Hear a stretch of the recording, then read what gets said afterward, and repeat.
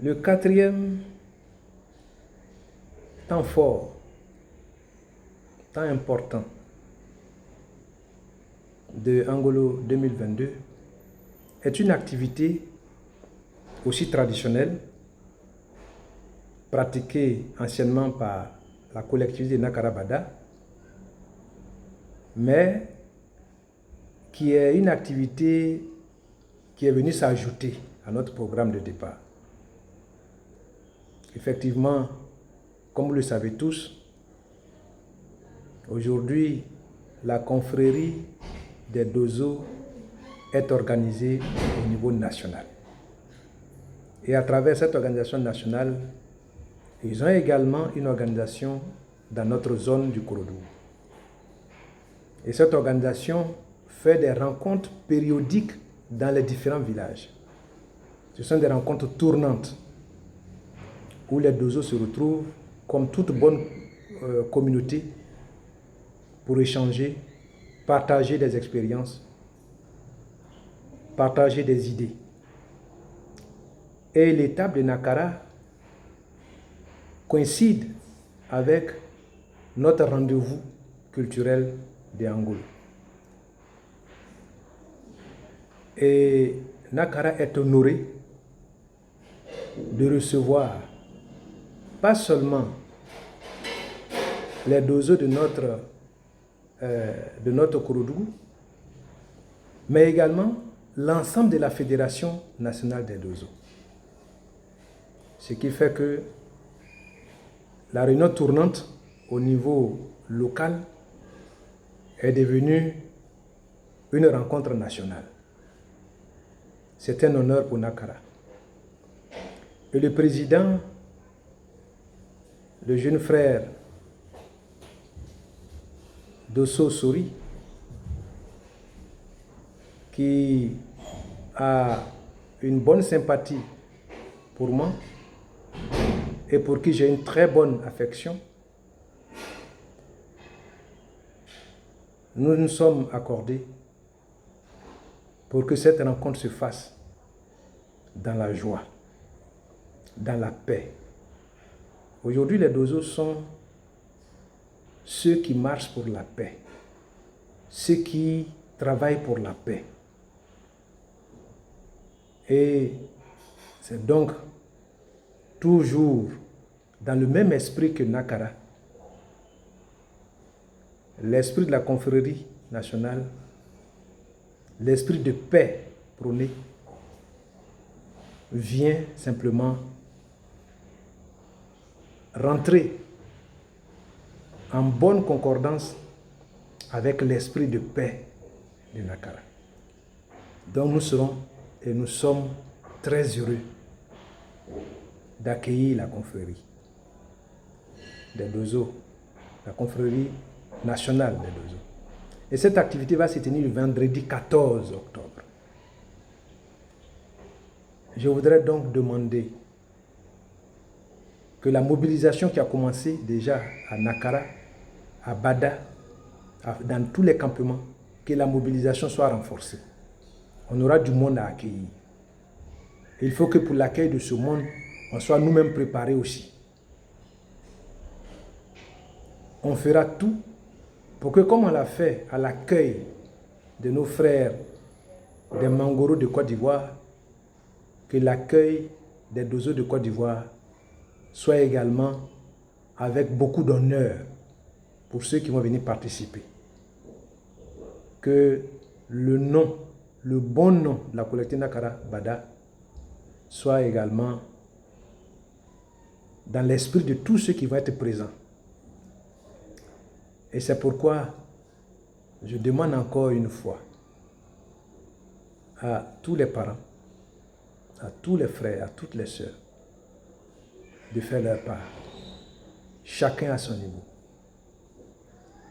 Réservons le vendredi un accueil inoubliable à la confrérie des Dozo. Impliquons-nous pour que la réception soit belle, parce que la beauté d'une fête, c'est non seulement recevoir les gens, mais c'est aussi surtout que ces personnes ne manquent de rien et qu'ils puissent manger à leur faim. Et chez nous, à Nakara, je sais pouvoir compter parce que je l'ai toujours vécu. Et bien avant moi,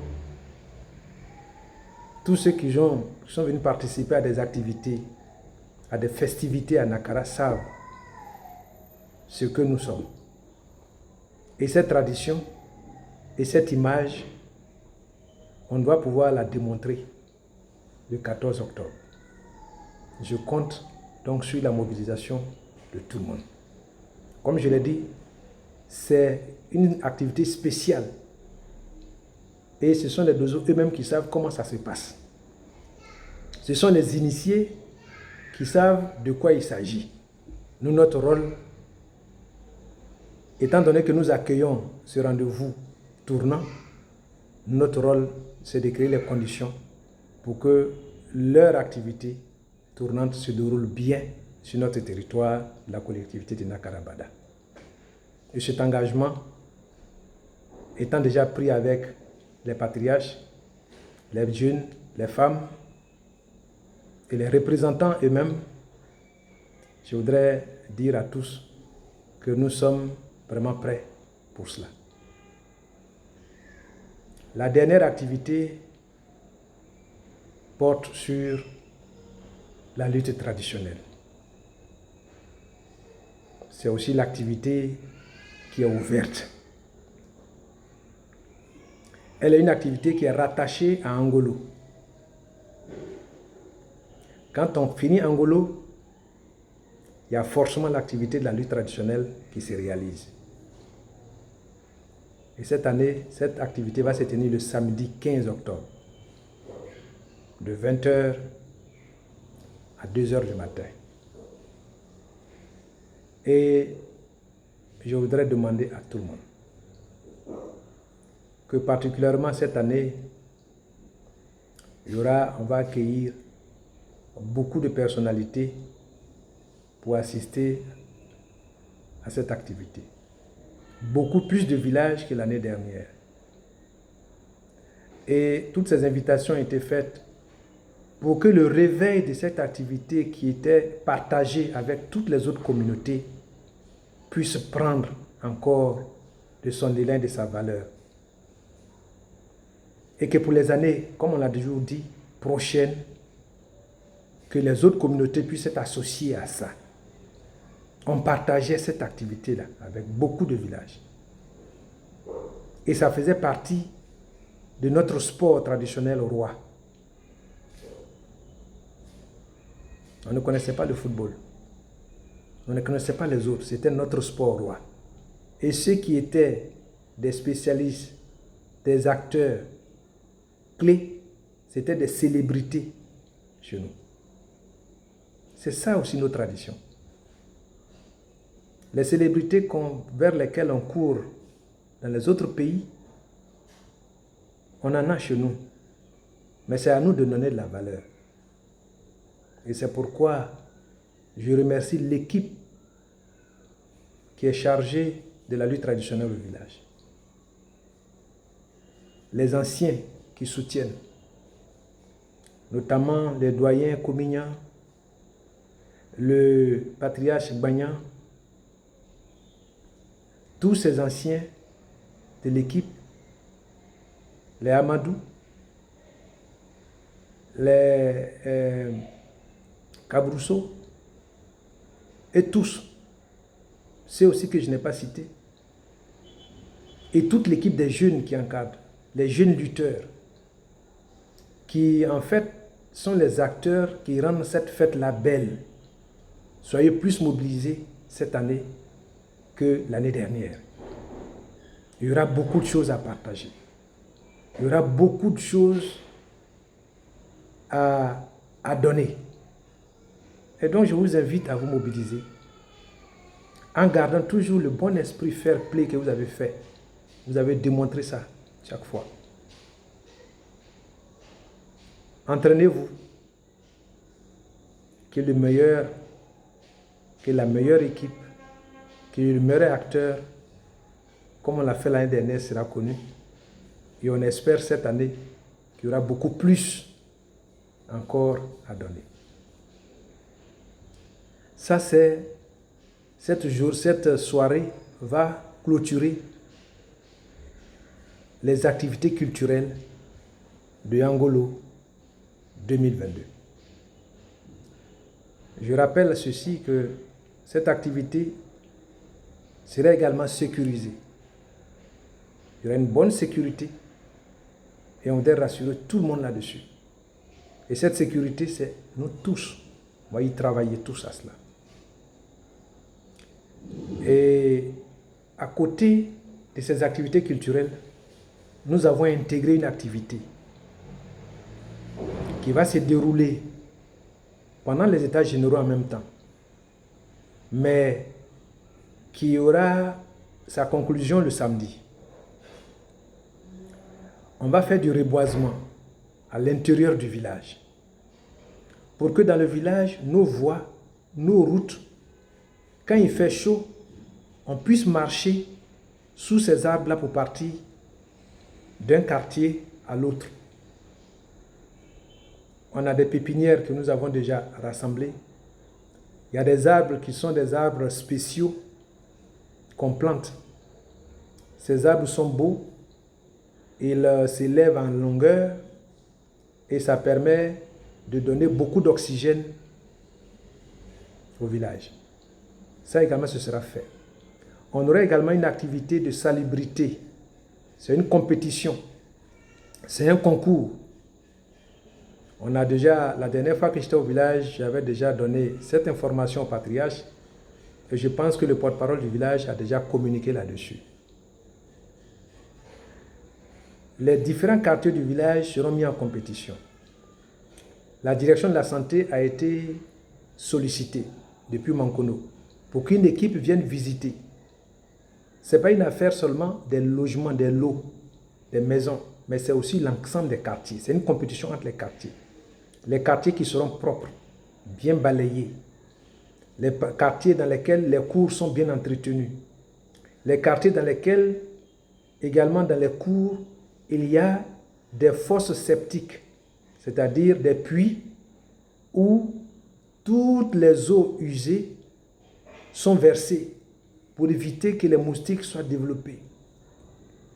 Les quartiers où les animaux domestiques ne se promènent pas dans le désordre. Ceux qui font des élevages ont des enclos pour mettre leurs animaux dedans.